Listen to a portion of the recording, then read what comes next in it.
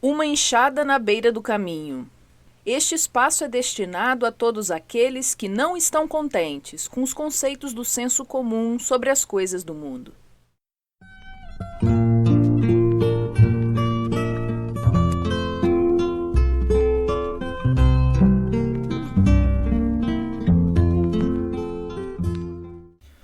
Queridos ouvintes, bem-vindos ao nosso programa de hoje.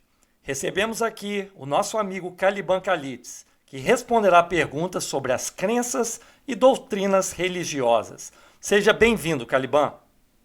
Ô, João, muito obrigado mais uma vez pelo convite.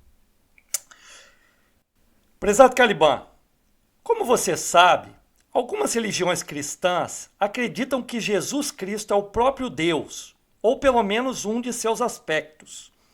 Gostaria de começar nossa conversa te perguntando qual a sua opinião sobre o dogma da Santíssima Trindade. João, como a maioria das pessoas sabe, né, esses dogmas, né, eles foram construídos ao longo do tempo dentro do processo civilizatório que o cristianismo ele impingiu, vamos dizer assim, na Europa, né? Ou no mundo ocidental, norte da África, Oriente Médio, etc. Né? Os dogmas, eles foram soluções encontradas, do meu ponto de vista, quase todo dogma, né? Em primeiro lugar, você teria que entender o que é o dogma, né? O dogma é uma afirmação, uma crença que ela não necessita, vamos colocar também esse não necessita, entre aspas, de uma comprovação. Ela é uma crença que tem que ser acreditada e que faz parte do corpo doutrinário de uma determinada religião. Então, todos sabem a importância que o catolicismo exerceu no mundo ocidental desde o seu início. O dogma da chamada Santíssima Trindade, ele foi uma tentativa, pelo que eu já estudei, uma tentativa de tentar amoldar os novos conhecimentos, né, do cristianismo ao pensamento filosófico clássico. Porque Roma, Grécia, o mundo antigo, de uma maneira geral, eles tinham os seus modelos cosmogônicos, né, de como é que o universo começou, etc. Né? Então a gente sabe que as trindades, elas não são uma novidade na religião cristã. E já existia, né, a trindade hindu, né, que é a mais antiga, e a trindade egípcia, também bastante conhecida. Além de outras trindades existentes em todo o mundo chamado pagão, né? A trindade hindu, ela tem Brahma, né, que seria o absoluto,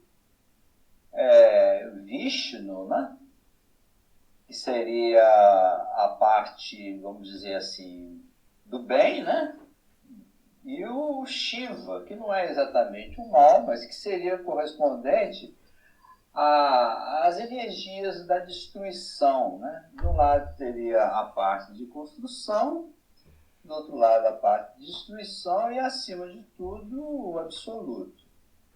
E a trindade egípcia também tem, né, Ra, né, Ra, Horus e Ísis, não é isso? Também é outra trindade. E essas trindades, elas exerciam uma influência muito grande sobre o pensamento filosófico da antiguidade.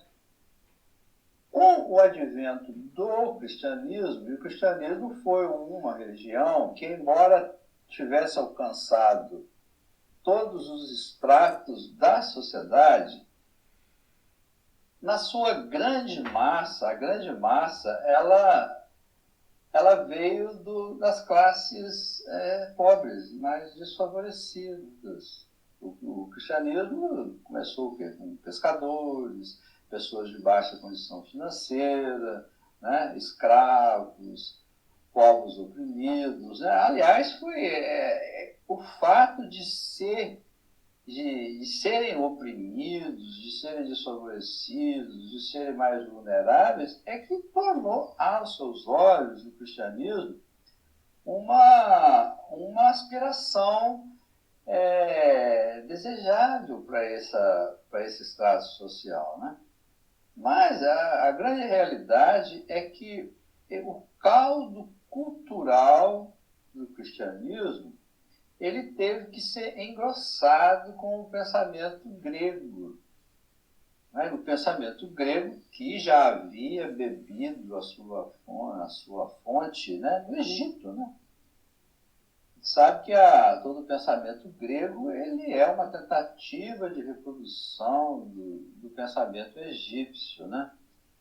Quem estuda, né, a cultura grega percebe claramente isso. Mas o cristianismo provindo das classes baixas, ele não encontrou, digamos assim, um eco no pensamento mais intelectualizado, que necessitava de formatar esse pensamento de uma maneira para eles mais aceitável. Foi aí que os velhos pensamentos do paganismo vão encontrar a assimilação pelo cristianismo nascente. Então, o cristianismo, à medida em que ele vai se propagando, ele vai, ao mesmo tempo, né, se alastrando na sociedade, mas, por outro lado, vai perdendo também a sua pureza inicial, por ter necessariamente que agradar os estratos mais intelectualizados da sociedade, que necessitavam de uma formatação desse tipo de pensamento, porque aquela crença simples, né, dos cristãos, ela não era compreensível no pensamento clássico. Então foram feitos esses rearranjos do pensamento e foram feitas essas inserções dentro do cristianismo. Então, se você ler o Evangelho de Jesus, você não vai perceber a existência de nenhuma Santíssima Trindade.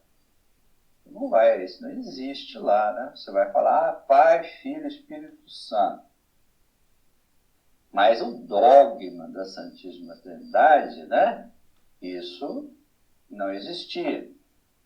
Então vamos dizer assim, foi feito um trabalho de assimilação que foi popularizando o cristianismo nas esferas mais cultas e ao mesmo tempo em que ele perdia força nos estratos menos intelectualizados, né? Então é a época dos chamados pais da igreja, dos doutores da igreja, né? Mas tem vários, né?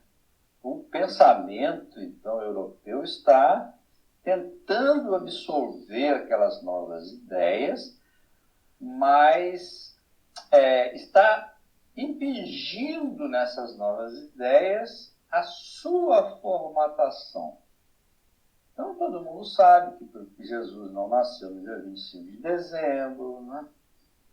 Todo mundo sabe que a festa, por exemplo, de Reis, né, até o dia 6, 7 de janeiro, ela já existia na Saturnália romana. A gente sabe que esse culto do Natal, inclusive com esse nome, né?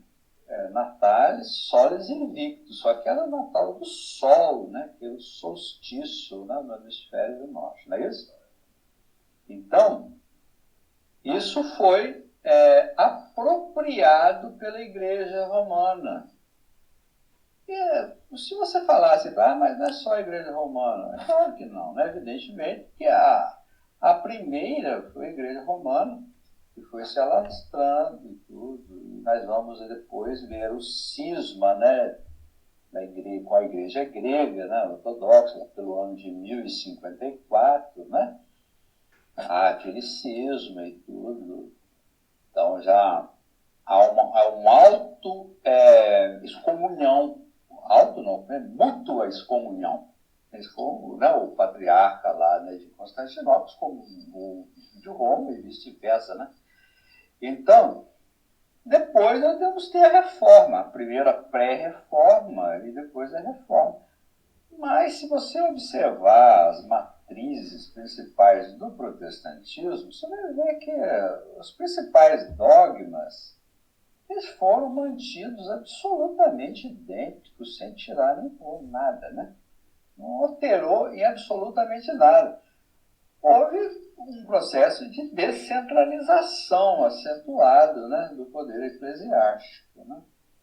Por exemplo, alguma coisa foi feita, por exemplo, em relação ao celibato, né? Mas se você comparar, por exemplo, a igreja anglicana com a igreja romana, a diferença é onde estava o rei de Roma, né? Na cidade de Roma, que era o Papa, então, né? Nos estados papais, né? Passou a ser o rei da Inglaterra. Foi simples assim, né? Tira um, põe outro. A doutrina continua absolutamente a mesma, né? Sem modificação nenhuma, né? Então, o protestantismo, ele produziu uma reforma também insuficiente sob esse ponto de vista, né? Porque não atacou os velhos problemas, né? Então, a Santíssima Trindade foi um desses, ou seja, o dogma da Santíssima Trindade, no meu ponto de vista, tá? Estou aqui expendendo o meu ponto de vista, né? Pode ter que tem quem pense de modo diverso e faça o seu estudo. Para mim foi um enxerto complicador, um enxerto desnecessário, que introduziu uma crença que não poderia ser explicada pela razão. Não tem como uma pessoa ser três, né? Ele é pai dele mesmo, né? E o Espírito Santo é alguma coisa inexplicável, que todo mundo colocou ali aquela pombinha, né? Que é em cima da cabeça de Jesus na hora do batismo, né? Mas o Espírito Santo ficou como sendo alguma coisa que ninguém sabia explicar direito o que ele era, né? Então, como é que Maria passou a ser mãe de Deus? Por exemplo? A Maria, Santa Maria, mãe de Deus. Isso está na famosa, né, oração, né? Como é que pode Deus ter uma mãe, né?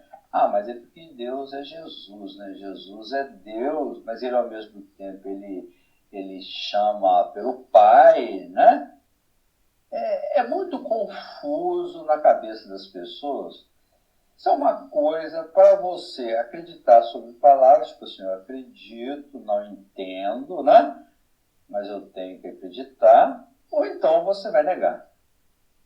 Ou então você vai rir disso tudo e fazer graça, fazer comédia com relação a isso, né? A pessoa ser filho dele mesmo, avô dele mesmo, né?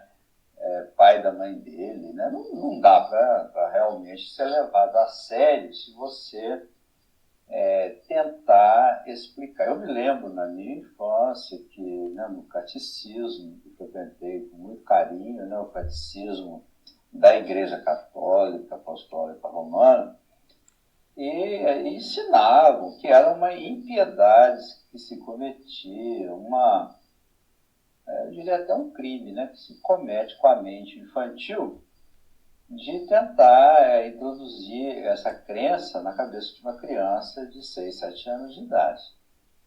Depois eu pensei, mas como é isso? Então era um triângulo que eles desenhavam para a gente, e dentro desse triângulo eles colocavam o olho de Deus. Né? Então ali, aquele olho terrível dentro do triângulo, né? Eu não conseguia entender que aquele triângulo era Jesus, Jesus eu conseguia imaginar. Imaginava ele sempre bondoso, curando as pessoas, ensinando, né? Mas aquele triângulo, aquele olho no meio, eu não conseguia entender. Então houve um processo de repulsa da minha parte, né, aquele pensamento. Porque era um pensamento, era uma crença que você não podia explicar. E ganhava um contorno de sobrenatural, porque eles diziam o seguinte: se você não entendeu, aí porque é importante. Você não pode entender, nem ninguém pode entender Deus. Então, cavou-se na minha mente infantil, eu acredito que na mente de toda uma geração, de toda toda uma civilização, né, vamos colocar, uma antítese contra Deus, porque ele, para ser Deus, ele não quer ser entendido, ele não pode ser compreendido, ele não pode ser, ele não é amistoso. É tipo, eu sou Deus, você não me entende, então eu sou Deus. E aí contavam coisas, por exemplo, as professorinhas, ela contava a história de Santo Agostinho, né? Santo Agostinho, indígena e tal. Estava lá tentando, estava numa praia, vendo um menino, tentando colocar, né, o oceano dentro da conchinha, né? Aí o Agostinho, isso eu não sei se é verídico isso aí, não tenho esse conhecimento para dizer isso, né? E aí chegou no menino, na criança, e falou assim: mas você não vê que você não vai conseguir colocar o mar dentro da conchinha? Aí o menino, na verdade, era um anjo. E o anjo disse para ele assim: você também não vai conseguir entender os mistérios, né? O Agostinho entendia muita coisa, né? Inclusive esses mistérios da Santíssima Trindade, né? Então, como assim eu vou ter um regime de confiança com Deus se parte do princípio de que ele é desconhecido, inacessível, inamistoso, não quer ser entendido e fica por isso mesmo, quer dizer, eu mando, faço, vocês obedecem e não ouse me contestar. Dá para se entender claramente de onde surgiu o pensamento crítico ocidental materialista, né? Nasceu, evidentemente, desse confronto. Como assim eu não posso pensar? Como assim eu não posso perguntar? O saber, então, ele é perigoso? Então, sempre colocado, né? O saber é perigoso, você não pode saber, né? Você tem que ficar sempre na ignorância, né? Então, a tal bendita Santíssima Trindade, vamos falar um pouquinho sobre ela, né? Vamos falar de outras trindades, né? A trindade da codificação. Kardec falou de uma trindade também. Mas olha a trindade de Kardec. Eu digo assim, não sei se é Kardec, porque para mim tanto faz se foi Kardec ou se foram os espíritos, porque está um consórcio maravilhoso entre o perguntador e os respondedores, né? A trindade da codificação é Deus, Espírito e matéria. Essa trindade ela é mais palatável para mim, né? O Espírito Santo também, por exemplo, na visão de Emmanuel, eu consigo entender mais. O Espírito Santo, ele fala assim: o Espírito Santo é o conjunto dos espíritos superiores, puros e bons, né? Sob o comando de Jesus aqui na Terra. Ele fala isso. Um breve comentário, acho que é no livro Paulo Estevão, né? Ele faz esse comentário. Então, aí é diferente, né?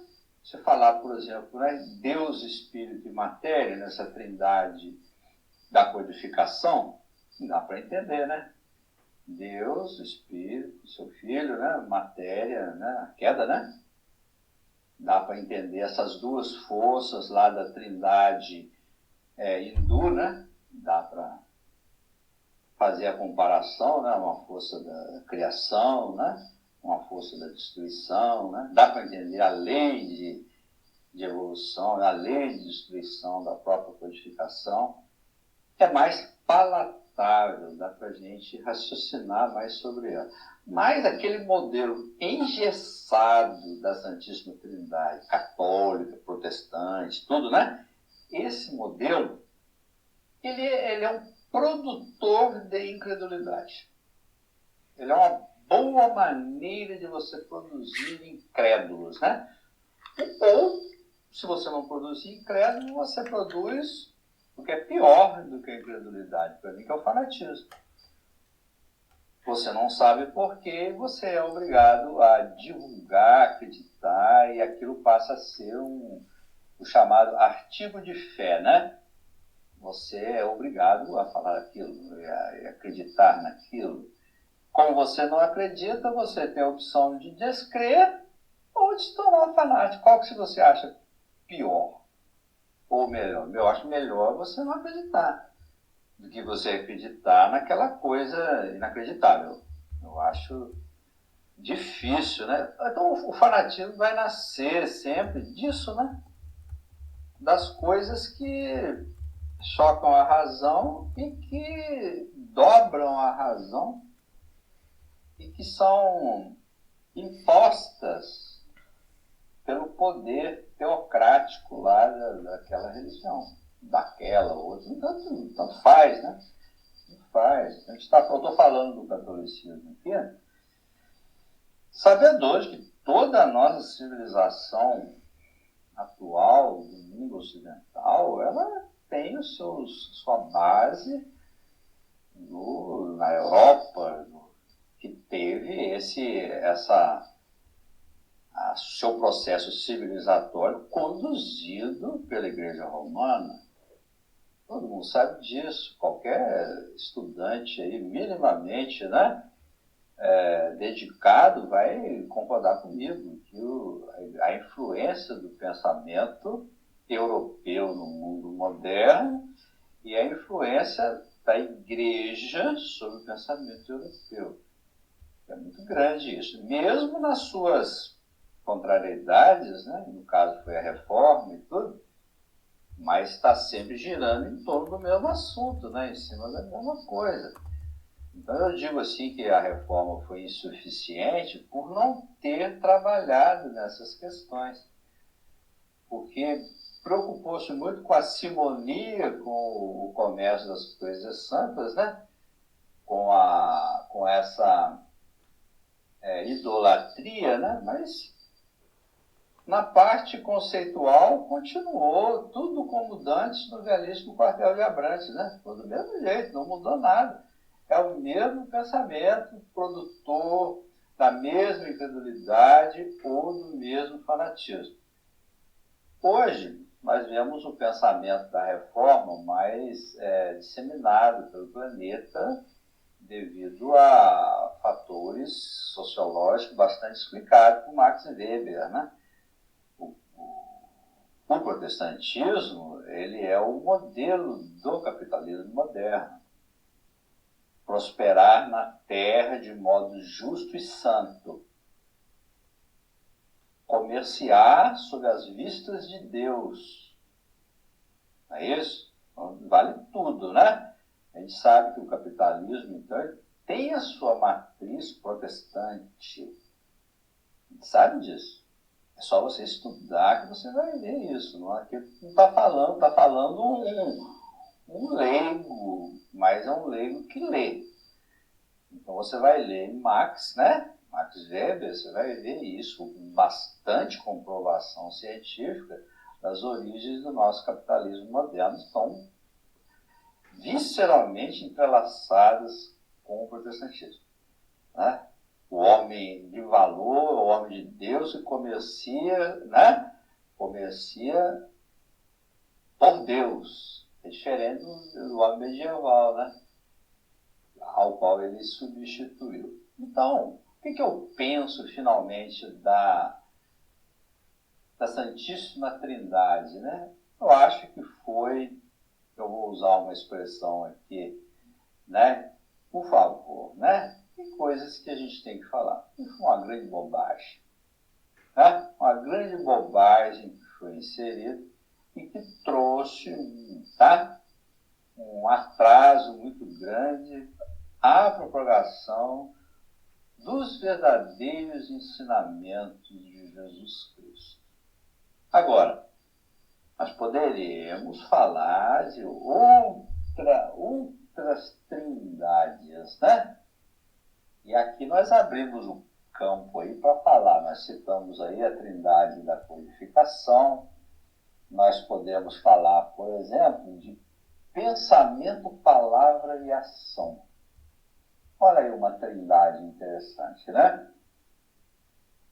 Quando você pensa, você fala e faz, e quando você faz aquilo que você falou, que antes você pensou, não é tudo uma coisa só? Olha que interessante, isso é uma outra coisa para nós pensarmos, tá? Que esses três momentos, eles não são basicamente a mesma coisa? Aí nós teremos que estudar, avançando na obra de Pietro Baldi, né, para entender isso, né? Então nós vamos negar tudo? Não, nós vamos dizer que aquele pensamento, ele atravessou os séculos e chegou até nós para que nós lhe demos uma nova direção ao nosso pensamento. Aquele velho pensamento engessado, nós vamos negar. E vamos substituir por um outro modelo, um modelo talvez que seja mais próximo da verdade. Mas não vamos falar dessa trindade hoje não, tá? Você perguntou aí da trindade, né, das religiões aí, né? Então, para mim, eu vou resumir, né, e me desculpe me expressar dessa maneira, mas foi uma grande bobagem teológica, tá? É só isso que eu penso.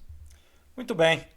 Aproveitando que você tocou no assunto da fé, como você interpreta as palavras de Paulo de Tarso de que a salvação vem pela fé e não pelas obras? João, ler as epístolas de Paulo de Tarso é um exercício de meditação bastante avançado, né? Sabia? Eu atualmente estou lendo a famosa Epístola aos Romanos. Eu acho que é onde está isso aí escrito, se não me engano. Não me cobrem essa precisão, assim, capítulo tal, versículo tal, não, que eu não tenho, nem me interessa em ter esse tipo de conhecimento, né? Mas acredito que, quando ele diz assim, que a salvação vem pela fé, não vem pelas obras, a gente tem que estudar o contexto em que isso foi dito. Sem o contexto, nós não vamos entender, nós vamos nos perder. Qual que é o contexto dele? Ele era um judeu, era um fariseu, ele saiu daquele, né, daquele entendimento que ele tinha, sob a lei judaica, e passou a divulgar, a difundir a nova doutrina, que era a doutrina dos homens do caminho, né? A doutrina do crucificado, a doutrina de Jesus. Então, ele fez um processo de ruptura muito grande com a lei hebraica. E ele dizia que, e a luta do Paulo, mais do que nós possamos imaginar, é contra os próprios judeus. Paulo está constantemente debatendo nas sinagogas, fora das sinagogas, nas praças públicas. Ele está combatendo os judeus. Lógico que tem judeus que o seguem, né? Mas os seus principais adversários não são os gentios, são os próprios judeus, que vão atrás dele em todas as sinagogas para dizer que ele é um traíra, né? Ele é um traidor. Então, os argumentos dos seus adversários eram de que ele traiu a lei, que a lei seria superior. Qual lei? A lei de Moisés, né? A lei que o povo hebreu passou a seguir, principalmente depois de Moisés. e que tinha todo um conjunto de cerimônias que deveriam ser seguidas para que o indivíduo fosse considerado, vamos dizer assim, justificado, né, aquela expressão daquele tempo, nas obras da lei. Ora, ele não fazia mais as obras da lei no momento que ele passou a ser cristão. Ele não cumpria mais essas obras da lei. Mas há um relato em Atos dos Apóstolos de que ele, voltando a Jerusalém, antes de posteriormente ser enviado a Roma, né, ele ficou preso durante mais de 2 anos na Palestina, e só não foi morto porque ele tinha o título de cidadão romano. E então ele tinha que passar por um julgamento. Todo cidadão romano tinha direito, né, a um julgamento. Jesus Cristo não era cidadão romano, não teve esse direito, né? Mas o Paulo teve. Então, ele foi obrigado, pelo sinédrio da época, né, para aceitá-lo, segundo diziam lá, para que ele demonstrasse que ele não era inimigo da pátria, e ele fizesse os sacrifícios lá no templo. E ele pensou bastante tudo, ele não quis provocar os seus antigos companheiros, né, correligionários, fariseus.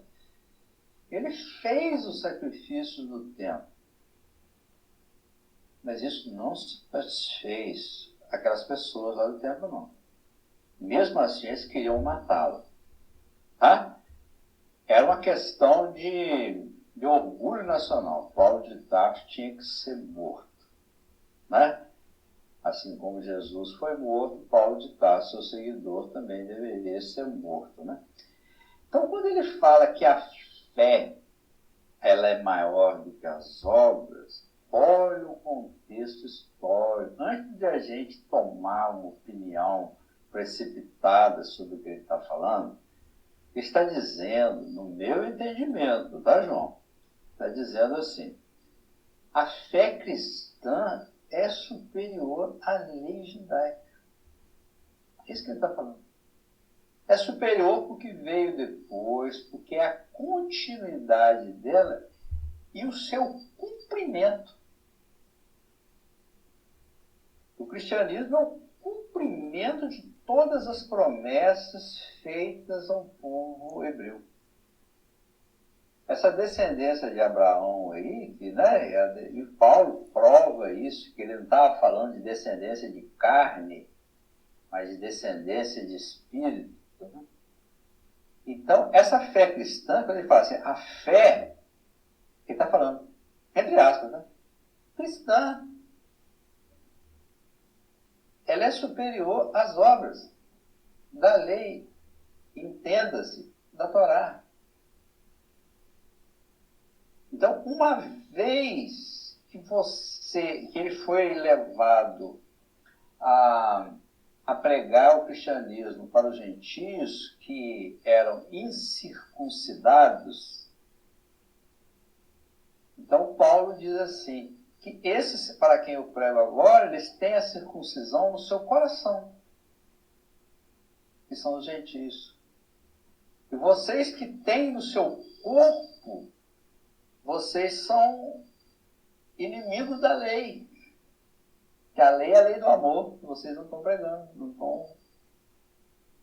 Então, o Paulo querer colocar sobre as costas do Paulo a justificativa para você não praticar a caridade, sob o pretexto de que a fé é superior à caridade, é ignorar tudo sobre Paulo.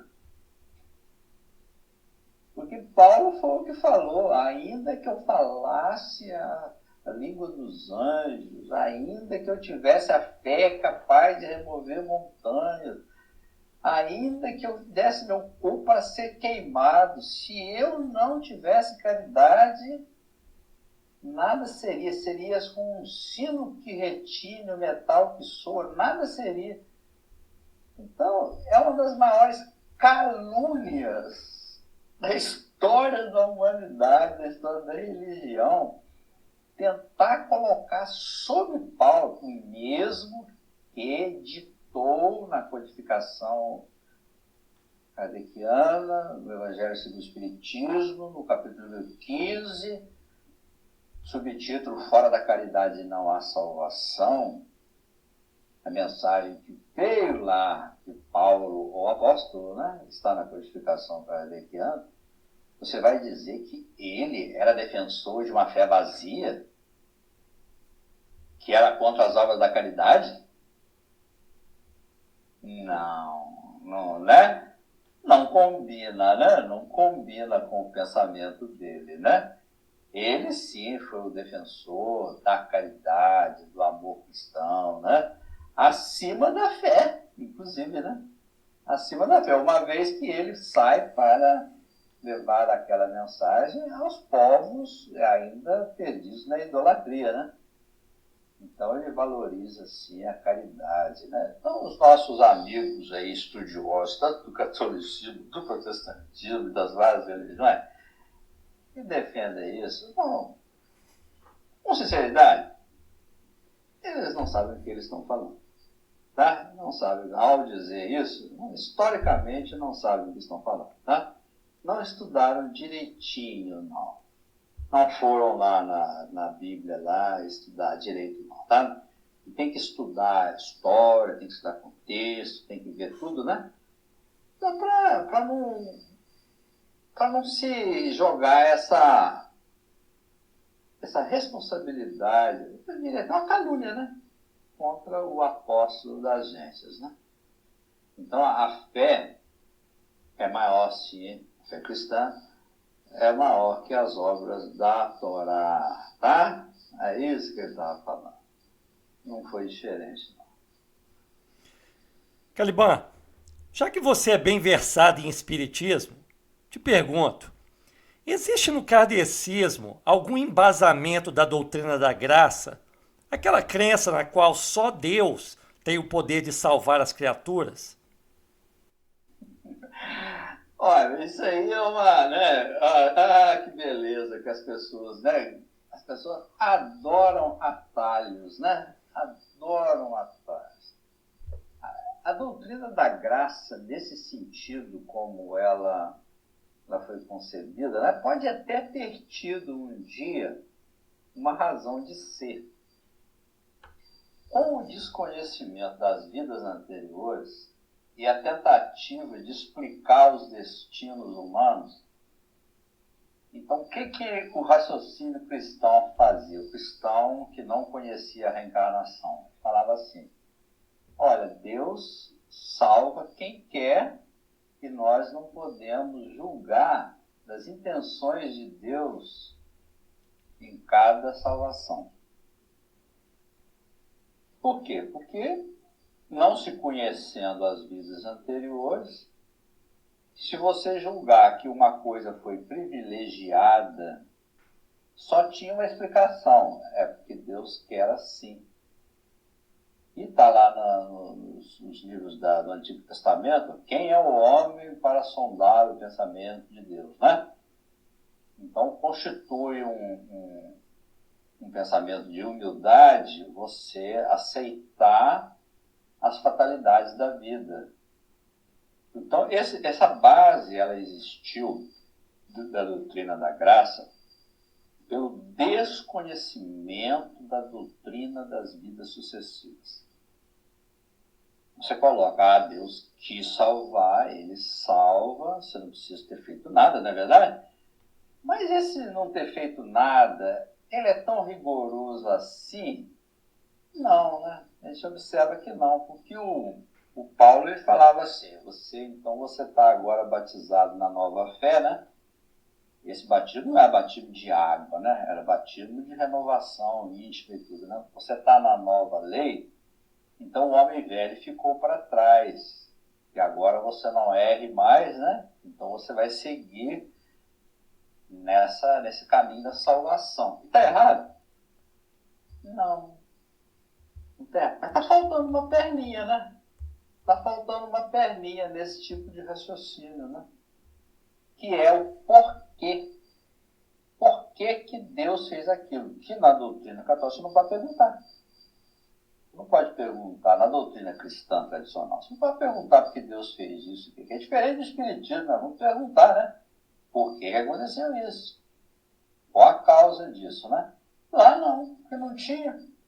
Não tinha vida anterior. Como é que ele vai perguntar por quê? Porque Deus quis. E são os mistérios insondáveis de Deus aos quais nós devemos nos dobrar. Que é a resposta que todos dizem, os cristãos tradicionais, falam com relação a isso. Deus salva quem quer. Essa doutrina, então, ela foi bastante bem arquitetada para tentar resolver o irresolvível. Ela foi colocada, né? Deus quer, ele salva, é de graça, né? Você não precisa fazer nada. Tem um lado bom, esse não fazer nada ali é o seguinte, vamos entender, né? É que a partir do momento que o sujeito se regenerou, né? As obras do passado dele não importam mais. É isso que ele está falando. O que importa é o homem presente e o homem futuro, né? É o que ele está querendo dizer. Se a qualquer momento aquele homem lá, ele voltasse atrás e cometer os erros do passado, a salvação dele também estava perdida. Porque Paulo era bastante rigoroso nisso, né? Mas vamos ver na cabeça de Paulo. Eu não sei se Paulo chegou a estudar alguma coisa sobre a palingenesia, sobre metempsicose. Deve ter estudado. Mas você vai acreditar que um judeu fariseu, ele vai ser reencarnacionista? É muito difícil de imaginar. Eu acredito que não, entende? Que ele não tivesse, talvez passou lá, estudou, assim, tipo, formalmente, né? Estudou os antigos filósofos, mas não acredito que ele tivesse formado nada sobre a reencarnação, porque em todas as epístolas dele que eu já li, eu não vi nenhuma referência sobre isso. Em nenhum momento ele fala sobre isso. Ele fala sobre o Cristo, fala sobre a genealogia, fala tudo, né? Mas ele não fala sobre reencarnação. Ele parece desconhecer o tema. Ou não quer falar no assunto. Então, o Paulo vai ter uma influência muito grande no pensamento futuro da igreja, né? Vai ter uma influência muito grande. E essa doutrina no Espiritismo, ela não tem como, né, ser amparada no Espiritismo. Aliás, nem no cristianismo, se você for pensar bem, né, com todo o respeito que eu tenho ao Paulo de Tarso, eu vou ficar com as palavras de Jesus no Apocalipse, a cada um segundo as suas obras, né? As obras já no outro sentido, sentido da caridade, né? Segundo o que ele faz na vida, as ações, né? Bem ou mal, né? Já não está falando mais das obras da lei, não, né? Tá?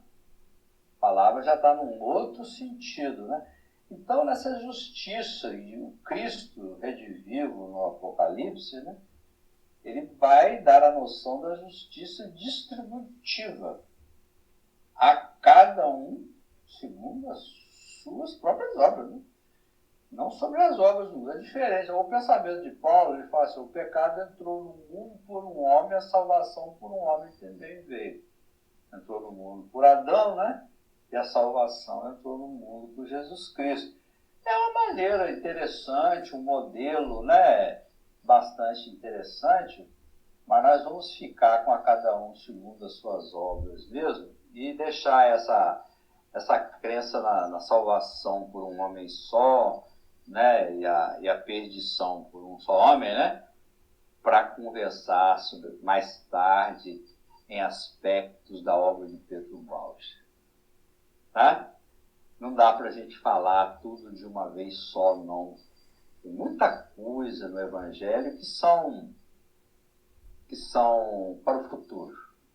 E acredito que muitas das palavras de Paulo estejam nesse contexto, né? Destinam-se mais ao futuro do que ao presente quando foram ditas, né? E mesmo na atualidade ainda não podem ser devidamente compreendidas muitas palavras do Evangelho, né? E Paulo, não esqueçamos que era um médium de altíssima capacidade, né? E que grafava ali no papel, no pergaminho da época, aquilo que ouvia, né? E que vibrava na sua inteligência poderosíssima, né? Não acredito que ele conhecesse a doutrina da reencarnação. Li o livro Paulo e Estevão e nada nesse livro levou à dedução, né, de que ele tivesse conhecimento da reencarnação. Por isso que eu estou falando, né? Será que teve? Será que não teve? Estou dando a minha opinião, né? Eu acho que não teve. Né? Então, no Espiritismo, né, a doutrina da graça ela é rejeitada, evidentemente. Né? Nada justifica, né, você sofrer por uma coisa que você não sabe e você também receber por uma salvação que você não merece, né, de graça e tudo. Né? O Espiritismo já é outra conversa que a gente tem. Né? Lógico que isso aí serviu para o nosso modelo mental, né, durante milênios, vamos dizer assim, né? Serviu para o nosso modelo. Hoje não serve mais. Hoje não serve mais. O próprio Antigo Testamento, que nos serviu, hoje você não pode literalizar ele, né? Você tem que estudá-lo, colocá-lo, você tem que, né? Então vamos descobrir grandes verdades futuras que estão escritas lá nos antigos livros, né? Mas isso era mais para frente. Agora, tudo está certo? Agora quem está falando aqui é o Calibran, tá? Tem erro também, é claro. Se tudo tivesse certo, é claro que tem erro, né? Tem coisas que, por exemplo, está lá no coisa assim, o combate ao homossexualismo ali, né? E coloca o homossexualismo numa situação pior, às vezes até que um homicídio. Isso aí é inaceitável na época moderna, esse tipo de pensamento, né? E nós vamos continuar lutando contra, né, esse tipo de ideias pretensamente do cristianismo. Eu não vi Jesus falar nada sobre isso, não. Tá? Vemos seus discípulos falando. Jesus nunca vi falar. Né? Jesus acolhia todo mundo, né? Acolhia pessoas da rua, prostitutas, não sei o que, não é isso? Por que Jesus não acolheria os homossexuais, né? Porque ele seria duro com eles e dedicando a eles o fogo eterno, né? Isso aí para mim é mais os discípulos. Não sei se é Paulo, não sei se colocaram, né? Se é Paulo. Se foi Paulo, eu não concordo não, tá? Se foi ele. Se não foi ele, eu não concordo com quem escreveu também, tá? Muito bem. Uma última pergunta. Qual a sua opinião sobre a crença de que a salvação veio pelo sangue de Jesus? Ou como repetem por aí, o sangue de Jesus tem poder. Olha, João, esse tudo, né? Para mim, isso é entronização da injustiça, né? O justo pagando pelos pecados de todo mundo. Não dá, simplesmente não dá, né? Isso fere a mínima noção de justiça. Porque se ele não tinha débito nenhum, não tinha culpa alguma, e ele morre para salvar todo mundo que tem todos os defeitos possíveis e imagináveis, né? Então, ele me salva por ter morrido. Então, vamos matar mais inocentes, né? Vamos matar mais inocentes, já que é assim que funciona. Se Deus fez isso com o filho dele, né, então eu também estou autorizado, né, a fazer isso, né? Verdade? Estou autorizado a punir inocentes pelos meus erros. Não seria isso um DNA deformado da nossa civilização, não? O fato de nós aceitarmos a punição de um inocente? Todo mundo não fala, ele é inocente. Ele não tinha nenhum... Mas ele teve que morrer, senão eu não era salvo, eu não seria salvo. Mas eu estou no meu sofá, tranquilo aqui, né? Posso fazer todo o mal do mundo e tem lá um inocente que já morreu e já estou salvo. Que beleza, hein? Que maravilha, né? É assim, eu não preciso fazer esforço. É mais ou menos igual essa doutrina da graça aí, né? Mais ou menos igual ela, né? Não tem mérito nenhum, né? Será que Jesus, o sangue dele é que tem poder? Seriam os seus ensinamentos, não? Que tem poder? Né? A humanidade vai ficar nessa durante quanto tempo, né? Vamos derramar lá o sangue do Cordeiro Imaculado. O sangue do Cordeiro Imaculado. Vamos continuar punindo qualquer pessoa que seja justa, honesta e tudo, né? Ela merece castigo, porque ela foi feita para nos salvar. Né? Sempre vai, né? Eu vou ter a ovelha, né? Para me salvar, né? Não dá para aceitar, não é verdade? Não dá para aceitar que isso seja acreditado pela maioria das pessoas dentro do cristianismo. Né? É ser de uma barbaridade alarmante e assustadora que isso não seja contestado. Ou seja, de que eu precise, né? Ora, eu preciso derramar o sangue de Jesus, né? Está sempre sendo derramado, né? É uma coisa que é injusta, é uma coisa que é absurda, é uma coisa que é monstruosa, é uma coisa que não ensina, ele desensina esse tipo de falso ensinamento, né? Ora, quem salva Jesus, que salvou Jesus, foi a sua vida que nos salvou. Quem quer salvar, né? Também é outra coisa. Assim. O que é salvação? É um navio que está passando, a gente está dentro do mar? Como é que é isso? Jogar a tábua de salvação? Como é que é? Eu sempre tive dificuldade de captar esse pensamento da salvação. Entende? O que é isso, né? Vai tudo acabar e tudo. Não parece lá o Noé na sua arca lá? Não parece? Estamos todos no mar e tudo. Precisamos nos salvar, né? Nós já não estaremos todos salvos, não. Eu prefiro a palavra curado, que vem do mesmo radical dessa palavra do latim, né? Salvar, curar. Santo, os santos de Deus, que Paulo se referia, né? Os curados. Quer dizer que antes eles eram doentes, né? Estavam com doença, agora estão curados. Curaram da doença, que era o mal, né? Eu acho mais lógico do que essa coisa do navio, entende? Da tábua da salvação, entende? Do bote salva-vida, entende? Parece assim que, né, o mundo, né, ele seria totalmente ameaçador, né? Tudo feito para você se perder. Né? Feito para você se perder, para você se afogar, né? E tudo, né? Então, essa doutrina aí do sangue de Jesus tem poder, né? Eu me lembro que,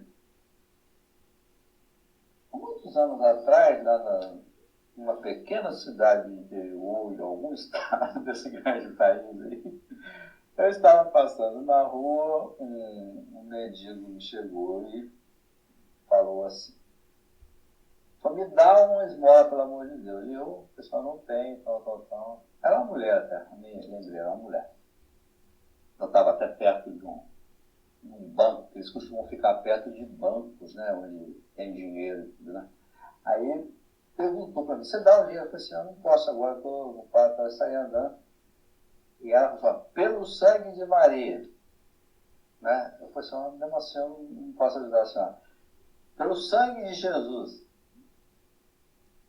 falei, mas não tem. Ela falou assim, que o capeta te carregue. Eu falei, peraí, vamos conversar. Vamos conversar. Vamos ver se eu consigo arrumar um jeito de ajudar a senhora, né? Entendeu? Veja bem, ela falou, não, sangue de Jesus ali. Tá?